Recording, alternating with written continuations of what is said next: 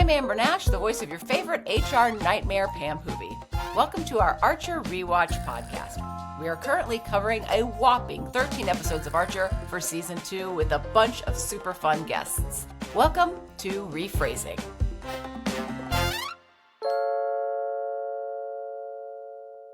Hey guys, welcome to season 2, episode 1. I'm your host, Amber Nash, and here with me as always we have... I'm Casey Willis, executive producer on Archer. And... I'm Christian Danley. I was an editor on Archer. Together with our guest today, we're going to talk about Swiss Miss. Mallory assigns Archer to be the bodyguard of an underage German ninja, while Pam makes connections over fresh milk and absinthe.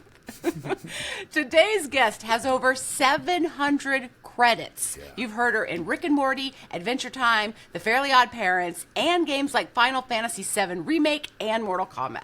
She won an Emmy for Best Voiceover Performance. She was one of the first American voice actors to break into anime dubbing and is now playing a sexy granny on Dan to Dan. On camera, she's been in Wizards of Waverly Place and Criminal Minds, the voice of Anke, and the Kevin Bacon of animation. It's Kari Wahlgren. Yay. Yeah. Hello. Thank you for being here. Oh my God, Kari, you've done so much work. It's so incredible. Thank you so much. I'm so excited to be here. Yeah, we're so excited to have you. So I'm going to start with a couple questions just for you before we get into the episode. Yes. So as a voice, or 700 credits includes on camera and voice acting. Is that true? Yes. Not just voice. Okay.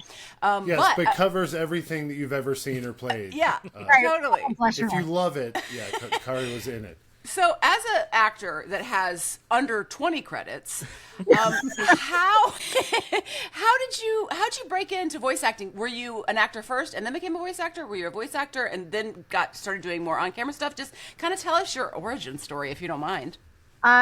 Well, I have always been obsessed with cartoons and comic books. And I apparently, when I was 5 years old, told my parents, one day I'm going to be the voice of a Disney princess. What? So from the age of 5, it was on my radar that people were doing the voices in the cartoons that I loved so much. And so I would run around the house and I would, act out what I was seeing or reading. And as I got older, because I'm old enough to remember when we had cassette tapes and tape players, I was recording my voice on cassette tapes and doing all the different voices that I could. And then later on mailing them to random places like Warner Brothers and things like that. And one day I'm going to move to, Los Angeles and be a voice actor. And I hope I get to work with you. And you were on Animaniacs. And then, it was crazy. So it's always been something that I wanted to do as part of my career. And I've been fortunate that they started hiring me and they have not stopped, knock on wood. Wow, that's so amazing. And so are you in LA now? I split my time. Okay. I'm mid-coastal, so I'm in LA and the Midwest. That's great. And that probably keeps you just like more grounded, just kind of like, because like when I'm in LA, I'm just like, this place is so different than where I come from that it doesn't seem real. Where are you, Amber? Where are you from originally? I'm from Atlanta. You are in Atlanta? Yeah. Okay. Yeah. So how old were you when you kind of struck out and went to LA? Did you do that pretty early in your career? No, I did. Well, I don't know. Define early. But I was in Kansas and the Kansas City area up through college. And then after I went to college at KU. Okay. And then after I got out of college, I worked professionally in the Kansas City area for like a year and a few months. Okay. And then moved out to LA. Wow. And was it a rough transition or did you kind of hit the ground running? No. Okay. No. I mean, I grew up in a town that had one stoplight. Wow. Okay. And they put in a second one, and there was such outrage in the town. Right? So my move to LA was so rough, especially from just a traffic and just, going from a teeny tiny pond to like the ocean. Right. So that was a very rough adjustment. But I was so plucky, motivated that I guess that part of it was very exciting because then, suddenly there was this huge artistic, creative business and community. So that part was great. But yeah, it was an adjustment. Wow, that's so exciting. So, as a voice actor, I'm sure you get this question all the time. And I get this question, and I'm never quite sure what to say to people. But they're always like, well, how do I get into voice acting? And the first thing I say is like, I don't know, tell me, because I would love to know. But one of the things that I think people don't appreciate is that you have to be an actor first. Like, you're not just a voice actor all of a sudden. You have to be an actor first. But is there any other stuff that you will give fans when you're like, this is what I did? Or there's no one path for everybody, but yeah, and it's changed so much. I mean, I did my first voiceover job honestly when I was a kid. Okay. And so I've been doing voiceover for over 30 years now. Wow. And it has changed so much in every possible way. So honestly, the way that I got into the business would not be the same way you would get in now. Right. But the thing I can still tell people, my good friend D. Bradley Baker, who's an amazing voice actor, he started a website called iwanttobeavoiceactor.com. Cool. And he answers every question that he's ever been asked at a convention about getting into voice acting. Wow. Equipment, agents, creating characters. So that's the first thing I always tell people. Go to iwanttobeavoiceactor.com. There's also a Discord service called Voice Actor Clubhouse that got started up by a young anime actress. Great. And community-wise, that has been a good resource for a lot of people because, you can find out about auditions, you can find out about scams, you can, things like that. So, again, D. Bradley Baker has been in everything you've ever seen as well. He is officially the Kevin Bacon of voiceover. It's so exciting. It's so exciting. So, do you have any memory? Because this was 15 years ago that we made this episode of Archer. Do you have any memory of doing this job or getting this job or any of it? Oh, I have such clear memories, not only doing the job, but recording my audition for the job. Really? Oh, I yeah. did. Because I want you to know that at that time, I didn't have a good home studio. So I had like this kind of microphone and I would record into a corner and I was living close to an airport. So I'd have to wait for the plane. Yes. So I recorded that audition and I remember that it was just an especially busy plane day. So I kept having to like wait for a plane. Okay. I'm gonna record it. And then I got done, you guys, and I sat back and I went, that is the worst audition I have ever I should just not send this in.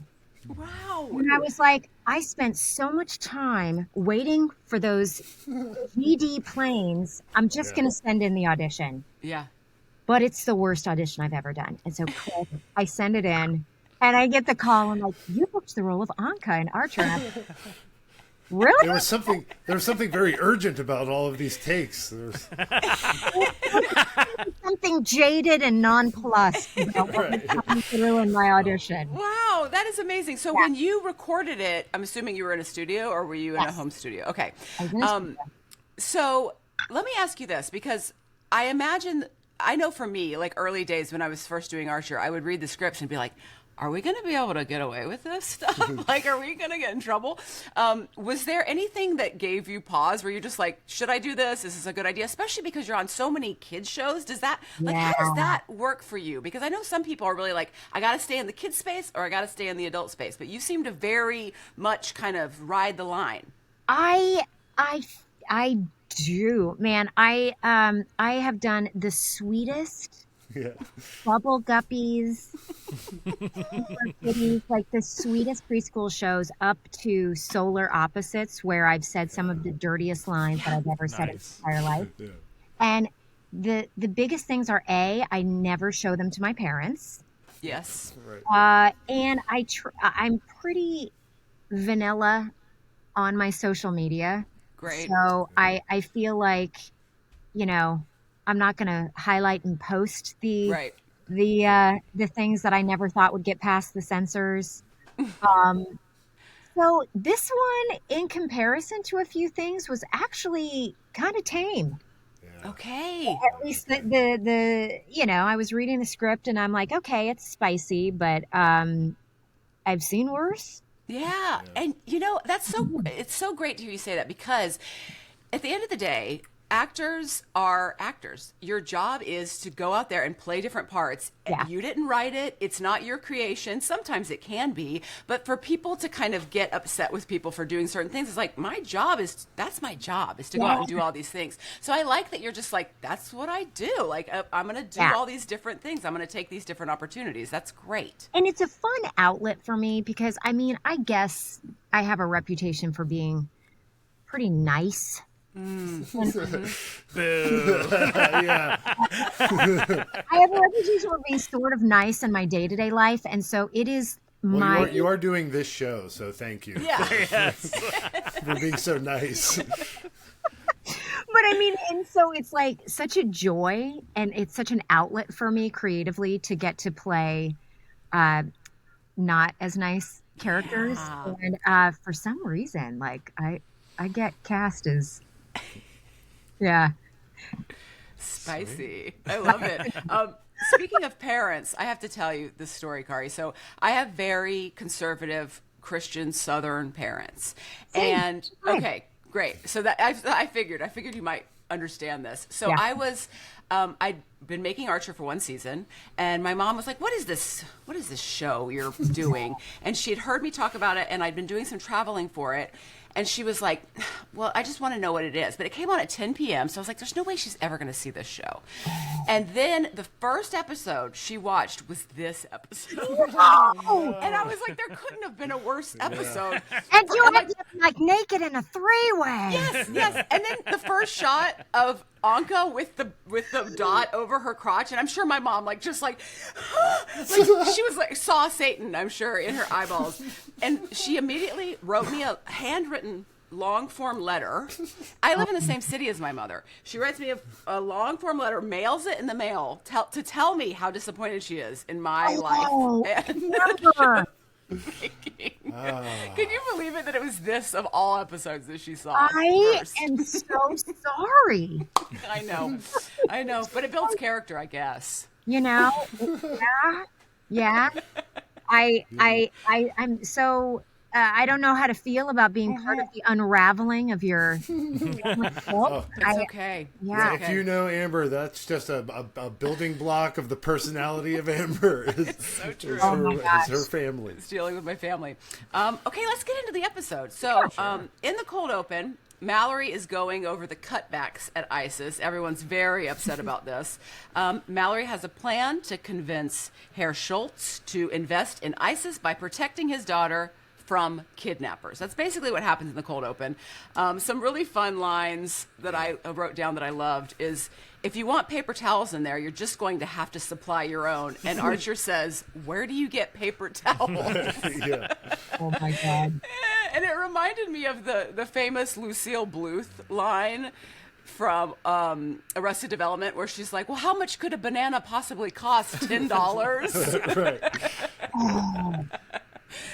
So it was just so fun he's just so like, he has no idea how the world works, which is Getting so fun. Farrier and Furrier mixed up was just great. That's a good one, too. That was a good 3-joke mistake. Yeah, totally. What else happened in there? Oh, we see the flashback to Cyril's vacation.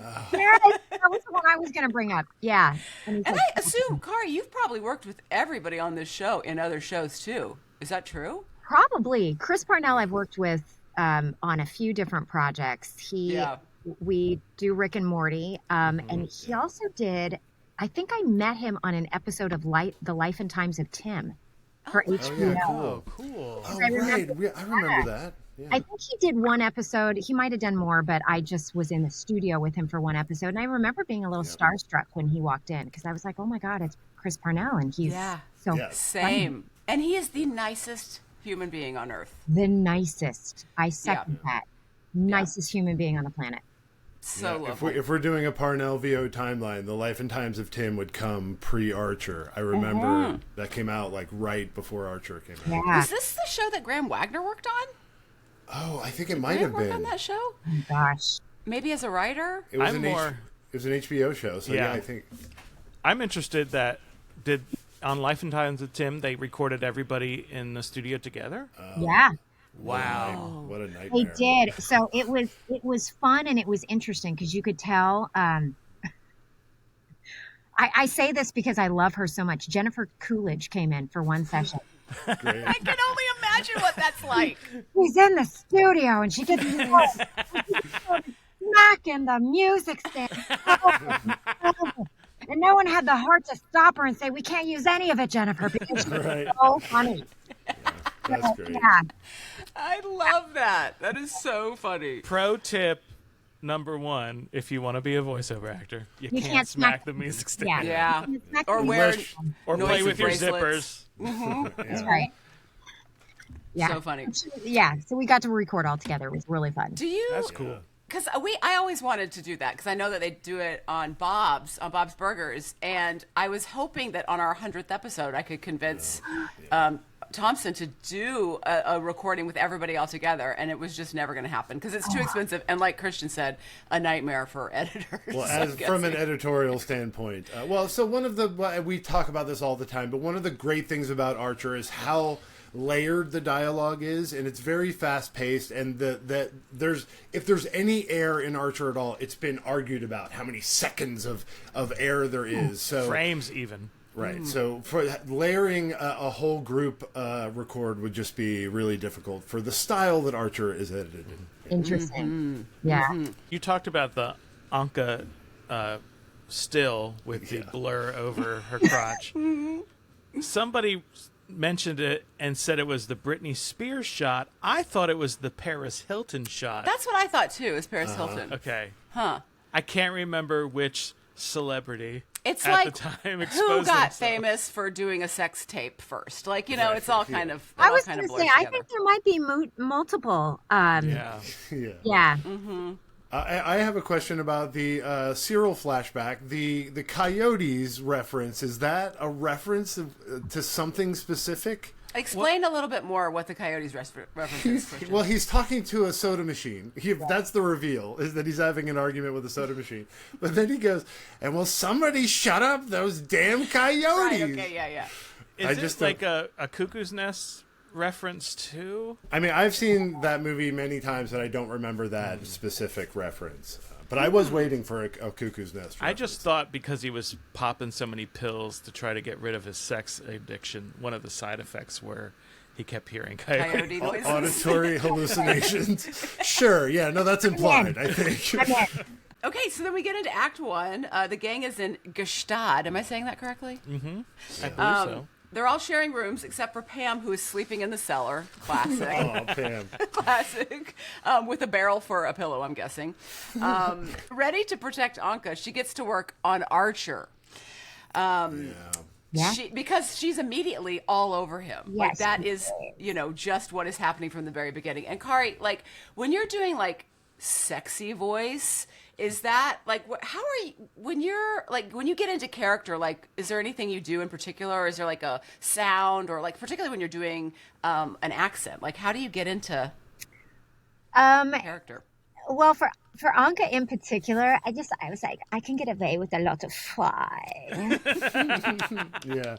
Just fly. Just a lot of that. And then, I just wanted to make the accent as thick as I could. And then they would call me back. Yeah. So I literally just was this sleepy supermodel. That's the subtext. It's just like Very pouty. Like, because she has that like little lollipop, and it's just like she's always got a lollipop with her. Oh my gosh. Okay. Yes. Is it too early to talk about the lollipop? No, please. Okay. We recorded so much lollipop action. Okay. Really? Can I just say this? This is what I'm going to phrase it as. There's a lot of lollipop action that did not make it into they're like, yeah, just give us some wild. And now I'm just like, did you even need that for the shooting? In our defense, at this time, we were only doing the direction over phone patch. There was no video component, so. Sure, Casey. So was it like a lot of slurping and mouth noise happening that you recorded? Yeah, Amber, sure. Mm-hmm. And So funny. You were in good company because we would torture Amber all the time. Whenever Pam had to eat. Thompson's favorite thing would be to get Amber to eat something or drink something. that's hilarious. The studio had a giant tub of cheese balls. The tub that you have to like put your whole arm Right, so down there's into? no way to not get cheese dust on your entire arm. Oh my gosh. Disgusting. One other thing I remember about recording this episode, by the way, is that so I was recording by myself and they were phone patching me in. And so I was in a little recording booth by myself and the engineer was on the other side of the glass and everything. And we're recording lollipop action. And there's a friend of mine who's a voice actor that he happened to show up in the studio to record a commercial in the next booth. Yeah. And his wife had just had a baby. So he walks into the control room with the engineer just as I'm like, and I'm like, hi, how's your baby? Yeah, nice. Yeah. Oh, what a fun world to be a part of. I love it. And I love lollipop action and think that should be the name of your metal band if you ever start one. Oh, I have started a metal band, but but if I start another one. It. Do you sing, Kari? I do. Amazing. I feel like that's such a... I would have assumed as a young actor before I knew anything about voice acting that all voice actors were required to sing. And then I got to be a voice actor.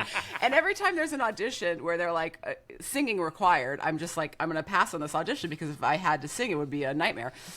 Do you end up using that a lot in shows? Yes. But the funny thing is I've been hired so many more times to sing badly than to sing well. Okay. Interesting.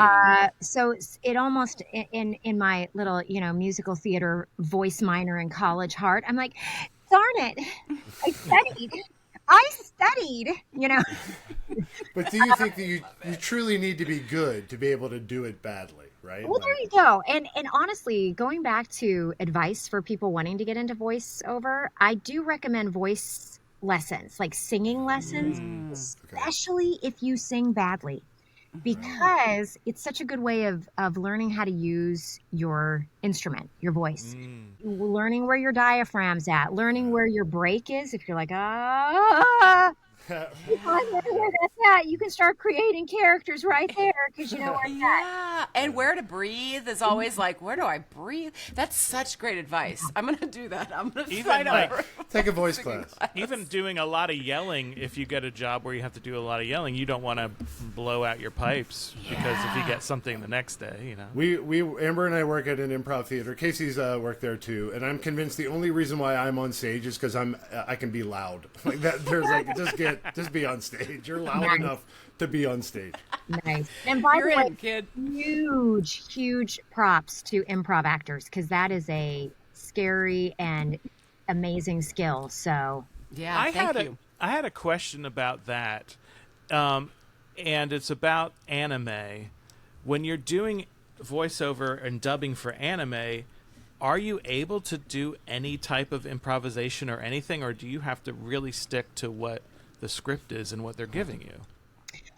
It's a great question. And for anybody out there who doesn't know, when we record anime, it's already been created. The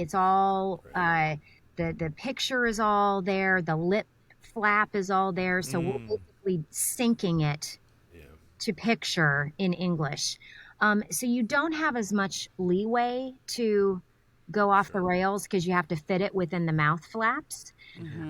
The other thing is how closely the Japanese creators and team are involved with the project. because there have been certain projects. I haven't been a part of them as much, but I've heard of certain anime projects where an American team acquired it and the Japanese team was like washing their hands of it. And so, Oh yeah. As a kid who grew up in the '80s, the early '80s anime, it was like, who knows who got a hold of this and like put voices on it. Like we had totally different stories than they had in Japan. Wow. Yeah, but if the Japanese team is involved, they may be very meticulous in, no, this is how it translates from Japanese into English, or this is the meaning behind this, or that sort of thing. So, Wow. I've done a couple of jobs where I had to, because on Archer we were so lucky that we just got to do whatever and then they animated after us. But I've done a couple of jobs where it's already done, you've got to sync it up, and man, it is a totally different skill set. You really have to be focused. I mean, you really have to know your shit. On Archer, I'd be like, I read the script this morning, like I just kind of show up.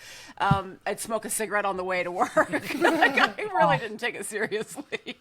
But it's so incredible. Like it really is so precise. I don't think people realize like how much prep has to go into it.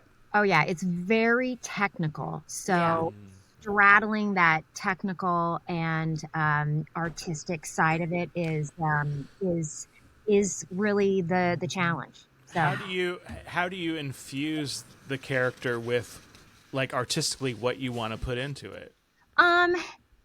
My philosophy, and it's not everybody's philosophy, but my philosophy is I was hired and I got the job and I am part of a team to bring someone else's vision to life. So I will give only a certain amount of pushback, but I'm going to really try to, especially with an anime thing, I'm going to really try to take my cues from the especially if the Japanese creators are involved, from them. There have been certain cases where like I've been hired to play a 30-something-year-old battle sergeant, and in Japanese she sounds like Suzuki-man! Right. And so I'll be like, well, listen, an American audience is not going to necessarily buy that she's a 30-year-old battle sergeant commanding a battalion. Is it important for you that she comes across as strong and everything? Can we maybe pitch her a little lower? And eventually it was like, all right, grenade, blah. Yeah. Awesome. No. Oh boy. Okay, so back to Act 1. The kidnappers are scheming over cheese. Anke shows up to Archer's room uninvited. The kidnappers bust in. Archer fights them off with maybe musk and a lit candle. And I remember seeing that when I watched it the first time. And was that, Casey, was that particular, like the maybe musk and the lit candle and like the fireball that happened, was that like animation wise like a big deal? Because I remember being like pretty like, holy shit, this is amazing at the time. I believe so. There's different types of effects that we would use. A traditional effect where somebody would draw it, but I think this fire in particular was probably an After Effects particle thing. So it wasn't exciting at all. I just got excited about it. We probably did not draw that, but we did pay for it. I'm sure we paid for it. Very cool. Then Anke jumps on Archer to thank him for saving her. His towel falls off. I mean, it gets kind of like scooched off by her hips. Her dad arrives, then Mallory, and everyone's disappointed in Archer. And we know who played Anke's father? Yes, that was George Coe did that, who's Oh the my voice, God. also the voice of Woodhouse. I didn't There realize was that. no Woodhouse in this, and he did that.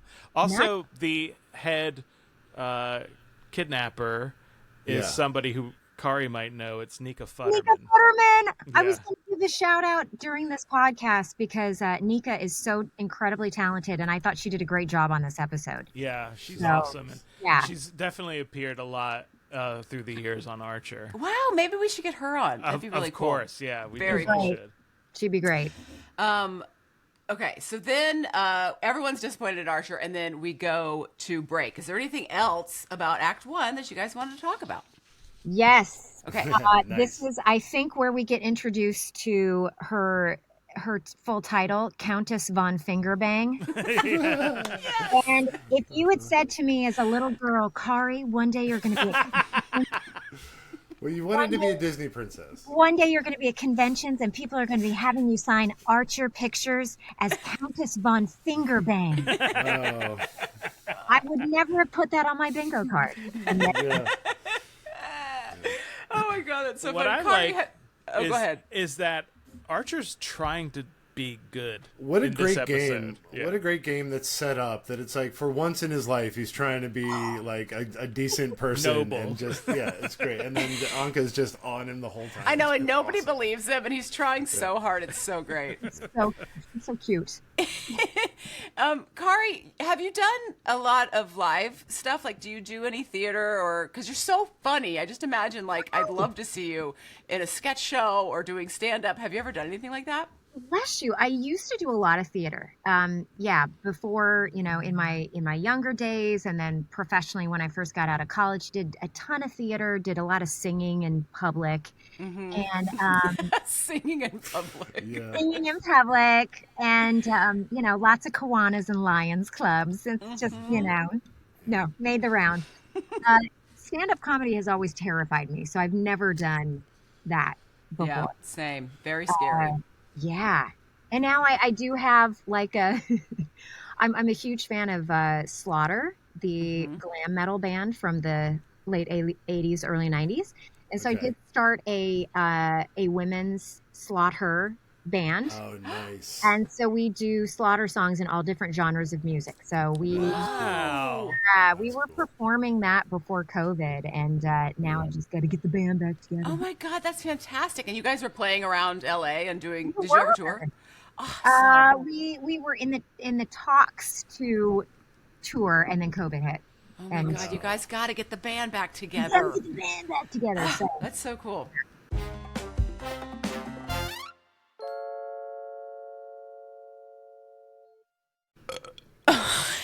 So sad. Yeah, that was very cute. that is still.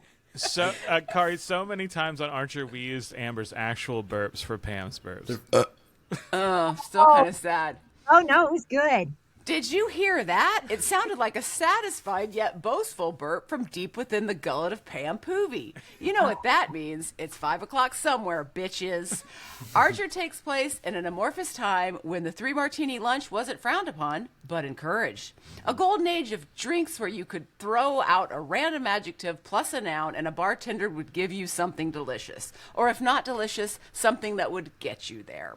Today, we will discuss a few drinks based on this episode. And the best part, you can play along at home. If you try any of these drinks we discuss, please send us a review at RePhrasingPod, at RePhrasingPod@gmail.com or at RePhrasing on Instagram and TikTok. Casey, take it away. Thanks, Amber. Today we have a few drinks to highlight based on the Archer episode Swiss Miss, but really it's just one, but it's Okay. a really big one. Okay. A Pam classic, the Green Russian. Oh, it's Hunchy once again. This drink is a Amber. combination of vodka, milk or cream, and absinthe. And it's probably one of the most discussed Archer drinks on the internet. There's several articles and Reddit threads discussing this recipe, and there's even people who've tried to improve it. For example, You would have to. Yes. I found a website called Cocktail Chemistry where somebody made a recipe for the improved Green Russian, which includes whole milk, brewed green tea, green chartreuse, vodka, sugar, and lime juice that you then have to strain through a nut milk bag to remove the curds. Oh, I see. So Okay. it's called a clarified milk punch, which is these, a cool mixologist Yeah. term. Well, I just have to say that my band, Nut Milk Bag, will be Yeah, come opening on. That's not a real Kari's thing. band, Lollipop Action. Action. It's a double header. Yeah. So what I'm going to do is give you guys a color plus a nationality, and then I want you to come up with a drink for that combination. And then Okay. bonus points if you can tell me which Archer character you think would drink this Okay. drink. Okay. I'm going to start with Christian this time. Okay. Boy, all right. Christian, your color is red. Okay. and your nationality is Italian. What is a red Italian? The red Italian as red wine vinegar, a dollop of tomato of ragu, Okay.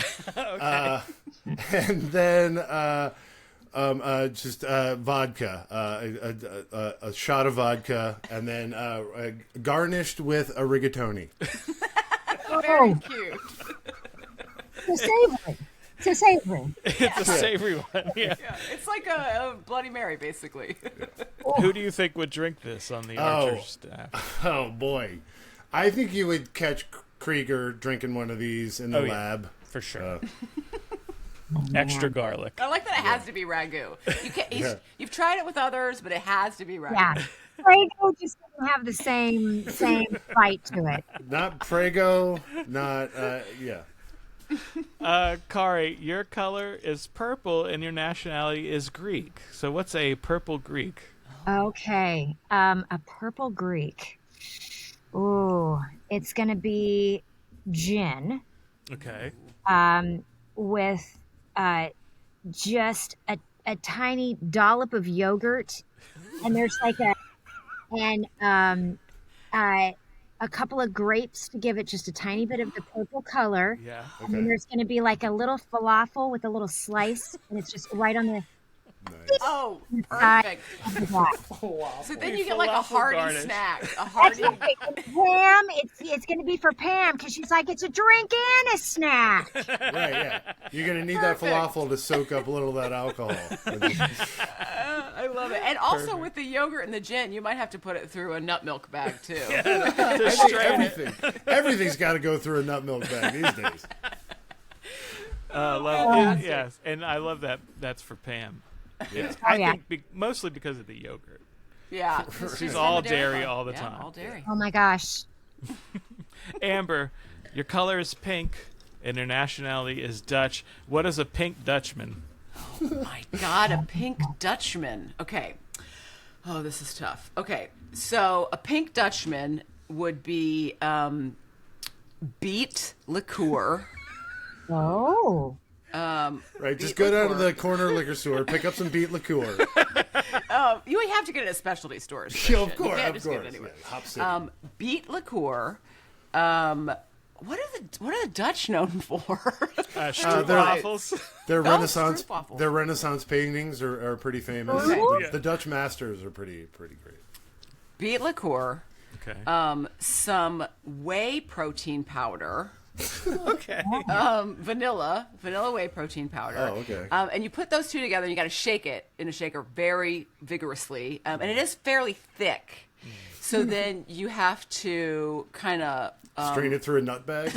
strain it through a nut bag with some 99 bananas. Are you guys familiar with 99 bananas? Yes, I am. Just to give it a little bit more flavor, because the beet liqueur doesn't actually taste too much like beets. Like it's Okay, not you like would- a you wouldn't pickled want it beet. to. Yeah. And then you serve it in a chilled martini glass. Ooh, classy. With a Stroopwafel sitting on top. Oh. That's like that cookie waffle. Yeah. It's like not really. Yeah. Okay. Yeah, Yes. and that's the Pink Dutchman, and obviously this is something that Gillette would drink. Oh, yes. Great. Nice. You know Nicely what I love most about that drink is that, you're going to hit your macros. Yes. Protein whey powder. done. Yeah. Right. So hard, especially if you're working out, to hit that macro. So true. You got to get it wherever you can. You got to get it where you can. I could have swore you were going to say Country Time Lemonade and a Heineken would be a big Man, that would have been great.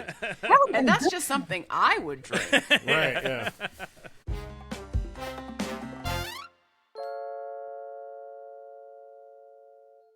And now we're back for the second half of our show. Yes. Okay, Excellent. guys, in Act 2, Anke convinces her father not to press charges after what he walked in on. Schlotz and Pam are getting cozy because he was also raised on a dairy farm. No one believes Archer, continuing to not believe Archer as Anke continues her seduction. The kidnappers reassess their tactics, but the new plan requires 3 people with faces. Now, one of the things that I noticed that was going on, like with the kidnappers, is like there's all this sexual tension that's happening because there's 2 brothers or twins, and then this woman. Do we know what the reasoning or the backstory was for this, or was it just to add some layers?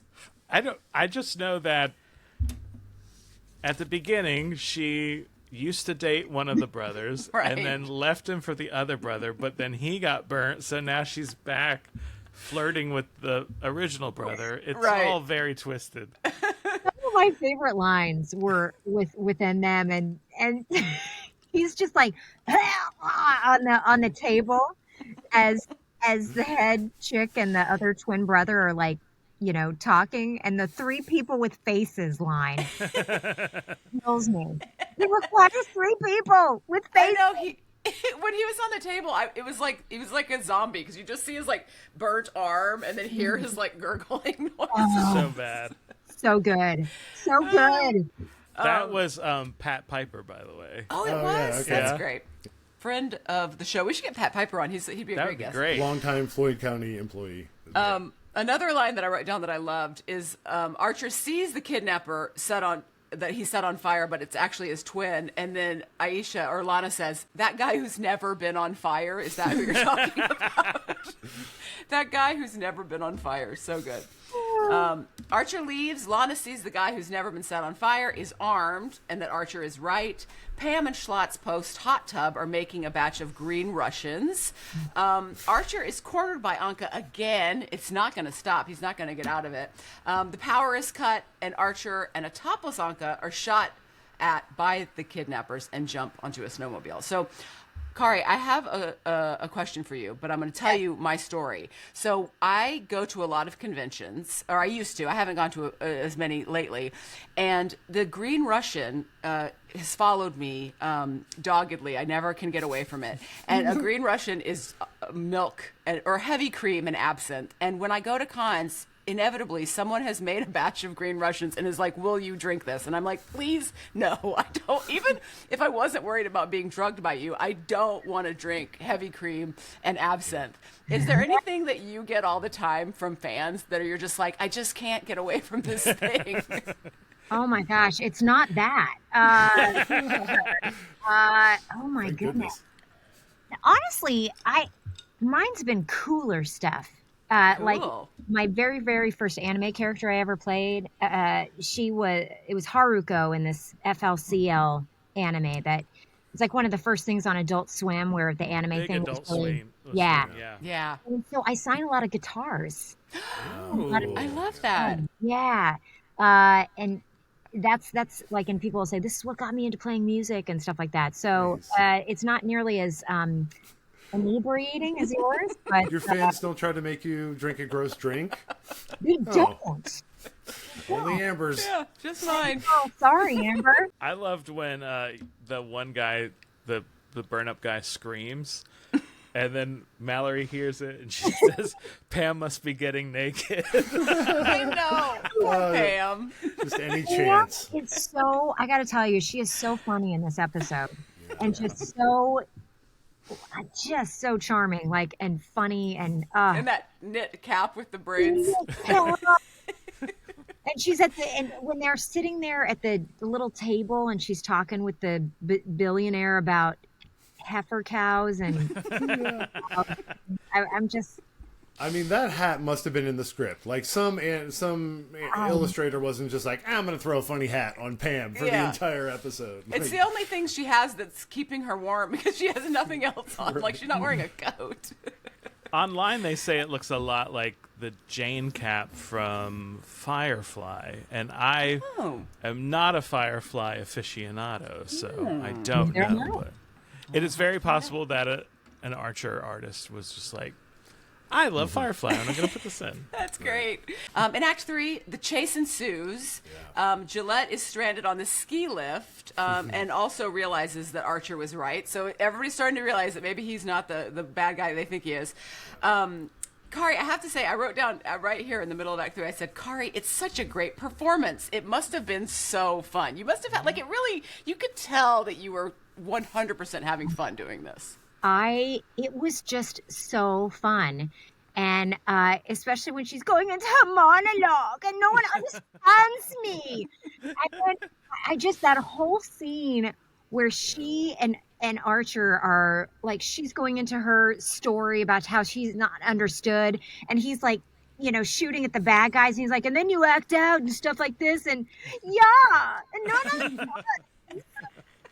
And I remember trying to push the accent and the whining as much as possible. And once or twice, they're like, Kari, that's really funny, but we can't understand a word that you're saying. Yeah,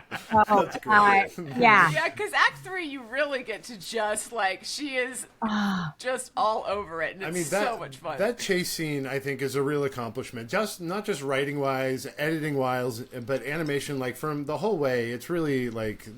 everybody did a great job. Like it's when Archer shines is when we can have action that also still has dialogue throughout that action, and it's very Return of the Jedi chase through Endor on the speeder bikes. To me, get close to that one. Jam the comlink, set her switch. This episode is the first episode of the second season, but it was not planned to be. We had another episode that was the first episode, but it was not. It was just an office episode, very talky and workplace comedy. And FX was like, "We need something splashy for the first episode of season 2," so we had to flip them around because this one had this giant snowmobile chase in it. Yeah, and I feel like this was kind of the beginning, because season 2 was like, okay, they're not going to cancel us. We're going to keep making this show. And it really felt like this was kind of the beginning of, like, these spies are going to be all over the world, kind of like a mission of the week in a big, over-the-top mission way, not just stuff that's happening, around New York in the office. Which turns out not a great way to run a cartoon. To have them in a different locale. New backgrounds? New backgrounds, new outfits. New characters, Casey talks about it often, but every season of Archer, somewhere online, they would talk about, wow, they really must have got a bigger budget this season, but we never got bigger budgets. It was just like trying to do the more with what we had learned in the last season and building on that. Yeah, and it was always just the great illustrators and animators just becoming more proficient and learning, doing new stuff. Amazing. And this chase has an Archer staple, which is the Neil Holman special, either a side mirror or a rear view mirror gets shot off of something. Yeah, great. Oh, yeah, great. Totally. That's so cool. Nihilism. I also loved the line, this is when it all starts to fall apart for Anke, when Archer says, oh my God, you've never even seen a Wilhelm.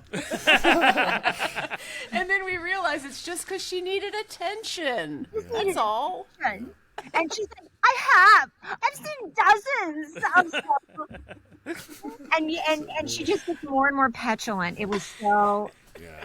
Beautiful. Oh, I love it. I love it. It's so much fun. And then we also realized that her and Archer are quite a lot alike. They both have kind of absent parents that aren't giving them the attention that they need. What were you going to say, Casey?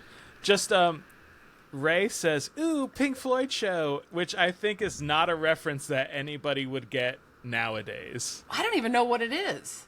Well, back in the 70s and 80s, there would be... a laser show, and it was always Pink Floyd was the music. I just now this second caught that. Yeah. I didn't realize it either. Well, there's a Georgia landmark, the Stone Mountain, that is famous for their laser light shows throughout the years. Wow. Have a tendency to be a little racist. Yeah. Oh, thanks, lots of Georgia. Laser Confederate flags flying in the sky. Oh my gosh. Kari, have you ever been to a laser show? They got to have them in Kansas. That's where lasers were invented. I feel like I've been to a couple of concerts as a young lass that involved a lot of lasers, but I'm blanking out on what it was. It could have been an Amy Grant concert or something, you know. When I was probably like 12 or 13, I must have been 12. I would go to the Jersey Shore every year to visit my grandma, and there was a ride, Casino Pier, that was called the Poltergeist, and it was scary on the outside. It had like airbrush of like dudes' faces dripping and I never. It was inside. I thought it was spooky, and my cousin's like, "No, it's great. You got to ride it." What it turned out to be was a giant scrambler. Do you know what a scrambler God, is? yes. Yes. A giant scrambler inside of a laser light show. And the song that was playing was New Sensation by NXS, and it was the best Like you got experience. transported to another dimension. It was fucking amazing. I was not expecting that. Yeah. It was so great. That is Everybody was singing along. And when like black lights would hit somebody and it looked like a ghost was coming at you, it was Yeah, so they would good. teleport. Yeah. Oh man. Man, I can't get on those. Scramblers are like barf machines for me. Yeah, man. You gotta go and see if it's still there. That's I know. sunk in the ocean It years did. ago. When was it Katrina? Was that the big Sandy? Oh, Hurricane Sandy. My parents had to deal with Sandy. On Casino Pier, there was a roller coaster, the Jetstar, that I think had been there since the '60s, and it just bloop into the bottom of the Atlantic Ocean. Oh my gosh, that's so sad. Yeah. Like apocalyptic. Yeah, now the marine life is getting scrambled down there. Yeah, they're all vomiting on that ride. So towards the end of the show, Anke's breasts are horribly frozen because she was topless this whole time on this chase. She convinces Archer to hold them because it's basically a medical procedure, Archer says. The medical emergency. Yes. Yeah. Medical emergency. Because I think what finally changes him is he's like, okay, is because she says that she could have nerve damage, and he's like, well, I have to. Yeah. I mean, he was pushed to his limit. Yeah, Lana arrives just to see this happening, of course. And then Mallory, Pam, and Schlotz are post-threesome, which I had completely forgotten about.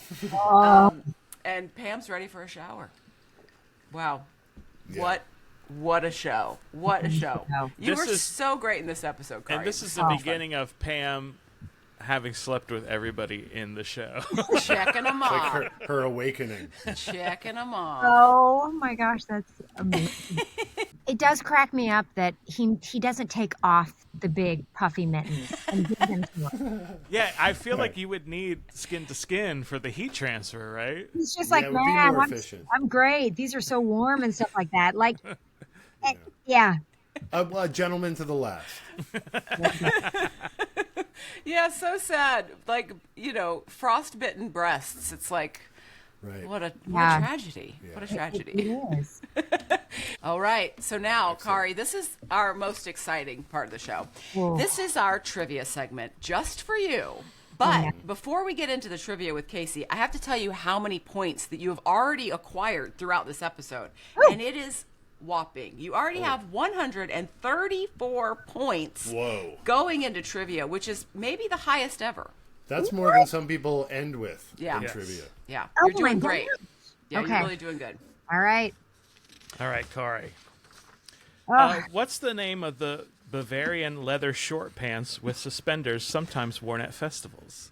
Lederhosen. That's correct. It's nice. And what's the name of the beer festival held annually in Munich? Oktoberfest. That's correct. We also have one here in Georgia, in Helen, Georgia, the Oktoberfest. Oh, They have nice. them everywhere now.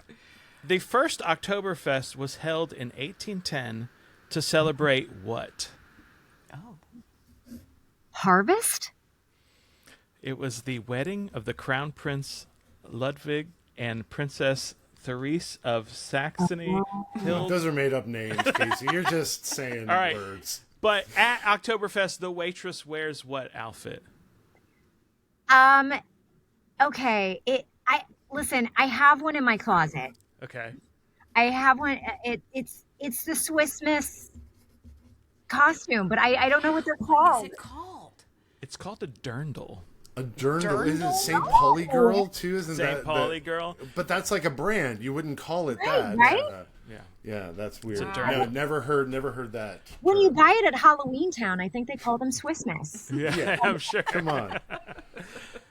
What's cool is like Switzerland is so influenced by everything around it. So like that dirndl thing will be worn in Northern Italy, or like it's like just a cool area. A dirndl. A dirndl. Dirndl. I feel like that needs a glow up. dirndl. Right, we've Okay. already had the sexy version of it for years. Now we need the classed up version of it. Yeah, classed up one or a utilitarian one with just a lot of pockets everywhere. Put some pockets on it, for God's sake. So this plot of this Archer episode has a similar storyline to a Bond movie where another underage girl was hitting on Bond the whole time. How many Bond actors can you name? Okay. Bond, and we're talking about who played Bond himself? Yes. Okay. George Lazenby, Yes. Nice. Right out of the gate. Sean Connery, Yes. Roger Moore, Fantastic. Timothy Dalton, Lovely. Pierce Brosnan, Yes. Daniel Craig. Uh-huh. There is one more that was just in one film. This is the hardest one. Oh my gosh. And and is it Christian, do you want a lifeline here? No. Amber. You think I know this? The other one is David Niven. I would never have guessed that. I am glad a that I tough did not. From her, who was I he believe that was in Casino Majesty? Royale, the very Casino first Royale. Casino Royale. Okay. That was a Man, tough. you did a almost had the great full job, Fleming though. on That that is Yeah, one. that was incredible. awesome. Yeah. The full Fleming. Very good. Archer calls Ray and Lana bitch and Sundance in reference to Butch Cassidy and the Sundance Kid. Who played Butch Cassidy in that movie? Was it Paul Newman? It was Paul Newman, and who was the Sundance Kid? Robert Redford. Fantastic. Movie. Famously, One of my who- first awakenings of like, ooh, what are these people doing? famously, Yeah, me too. all of us. I'm straight, but also yes. Yeah, he was a handsome man. Who did the music for Butch Cassidy and the Sundance Kid? Wow, Casey, that's tough. Well, there's a very famous song that's in it. Can I get a hint of the very famous song? It's not. I want to say Simon and Garfunkel or something. It's But not Simon and Garfunkel, but era is, correct. It's the very famous song is "Raindrops Keep Falling on My Head." Oh,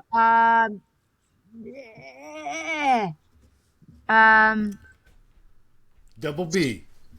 Double B are the initials. oh, Flugelhorn.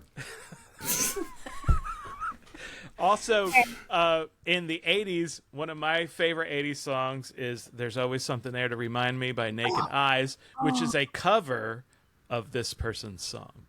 okay. I got to tap out, but I really want to know. Christian? Burt Bacharach. Burt Bacharach. And I'm a big Ben Folds fan, and he went through a whole Burt Bacharach Flugelhorn phase. And they were close to you, and yeah. I didn't remember that he did music for Sundance, Butch Cassidy. That's And awesome. so it was kind of, I think it won an Academy Award for the best song for Raindrops Keep Falling on My Head. And there was controversy. Like, I don't know if it was, I think Robert Redford's like, what are we doing? It's not raining in this scene. And it did, for like a Western, it did seem completely out of place. It was genre breaking, Yeah. for sure. Do you think they survived at the end, Casey? Butch and Sundance? I hope they did. Okay. Amber knows. You think? Who knows? Yeah. I have no idea. Is that all your questions, Casey? No, I have one more question. Okay. Kari, is there anything you'd like to plug? Oh, what would I like to plug? Well, we are doing Your Friendly Neighborhood Spider-Man on Disney Plus, and I play Aunt May, the voice of Aunt May. So Fantastic. cool. So Such a good cartoon. such a good cartoon. I love that they use the animation style so it looks like a comic book from like the 60s or 70s. It's very So great. very fresh. Like it's something I haven't seen for a while, and the storytelling and the writing on it is really great. So please check that out. And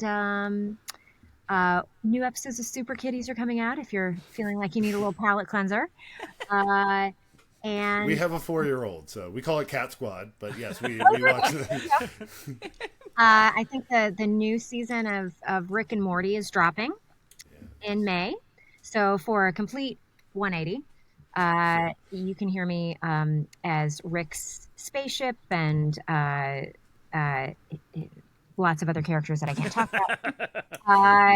And yeah, and I'm on Instagram and social media at Kari Wahlgren, and I love hearing from people. So you can always, give me a follow and say hello.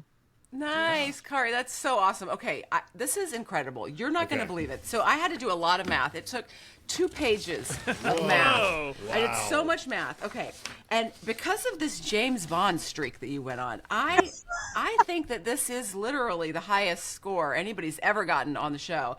Your score at the end of the episode was 375 points. Wow. 375 points. That's breaking a record. Oh my gosh, you guys.